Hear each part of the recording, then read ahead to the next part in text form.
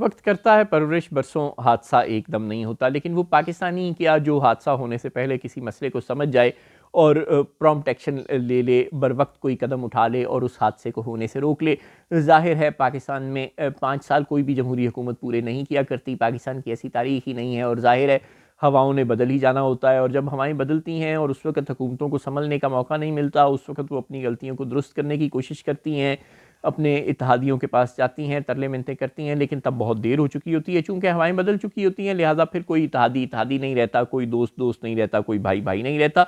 پھر بس جس طرف ہوا چلتی ہے سارے جو مفاد پرست ہیں وہ اڑ کر اسی طرف جانا پسند کرتے ہیں۔ شہباز شریف کی جانب ہوا چلی تھی پچھلے سال فروری کے بعد، تو پیپلز پارٹی اس کی منڈیر پر آ بیٹھی تھی۔ اب جب بھی کبھی ہوا کسی دوسری جانب کی چلے گی، ظاہر ہے سب سے پہلے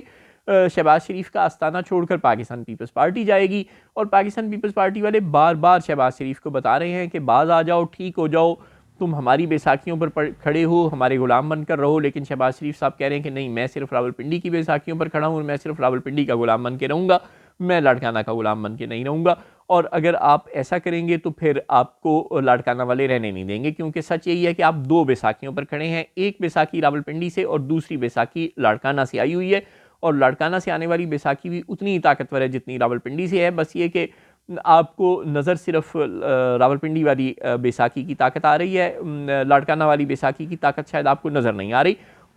اس کے بغیر آپ ایک لمحہ بھی نہیں چل سکتے۔ آپ کو اچھی طرح پتہ ہے آپ کے پاس سادہ اکثریت تو کیا، کوئی اکثریت نام کی، کوئی اقلیت نام کی بھی چیز نہیں ہے اسمبلی میں، اور جو کچھ بھی آپ کے پاس ہے اسمبلی میں ووٹوں کی شکل میں،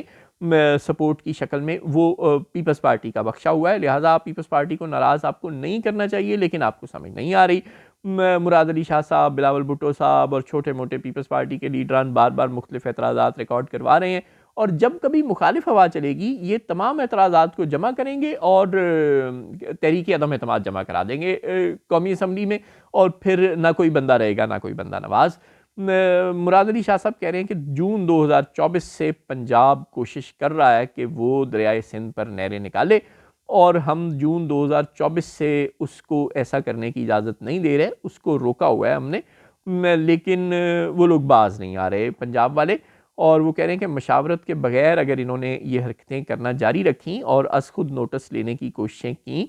تو پھر اس کا نتیجہ اچھا نہیں ہوگا، اور حیدرآباد سے سکھر موٹر وے بنانے کی کوئی بات نہیں کر رہا، نہیں بنانی نہ بناؤ، لیکن جو پنجاب کے علاقوں میں موٹر وے بنا رہے ہو، جو دوسری موٹر وے بنا رہے ہو، وہ پھر کس کھاتے میں بن رہی ہیں، وہ اشارتاً بات کر رہے ہیں، سیدھی بات نہیں کر رہے۔ وہ کہہ رہے ہیں کہ ہمارا اعتراض کسی اور سڑک پہ نہیں ہے، بناتے رہو جتنی مرضی سڑکیں تم نے پنجاب میں بنانی ہیں یا کہیں پہ بھی اور بنانی ہے، لیکن یہ بتاؤ کہ حیدرآباد اور سکھر والی موٹر وے کیوں نہیں بنی، جواب دو۔ اور یہ جو 7 والی موٹر وے کی جو تم سڑک کی جو تم تعریفیں کرتے ہو، اس کے بھی 50% پیسے سندھ نے دیے ہیں، یعنی کہ اس شعر میں شاعر ہر نکتہ اٹھا رہا ہے اور سمجھا رہا ہے کہ انسان بن جاؤ، دریائے سندھ پہ نہریں نہ نکالو، ہمارے علاقوں میں موٹر وے بناؤ، ہمیں زیادہ سے زیادہ فنڈ دو۔ اگر تم نے اسی طرح پنجاب کو نوازنا جاری رکھا تو پھر نتائج بھگتنے کے لیے تیار ہو جاؤ، لیکن یوں لگتا ہے کہ ابھی تک تو شہباز شریف صاحب کو سمجھ نہیں آ رہی۔ ہاں، جب مخالف ہوا چلے گی تو پھر انہیں چاہے جتنی بھی سمجھ آ جائے پھر اس کا فائدہ نہیں ہوگا۔ ہمیشہ دیر کر دیتا ہوں میں ہر کام کرنے میں۔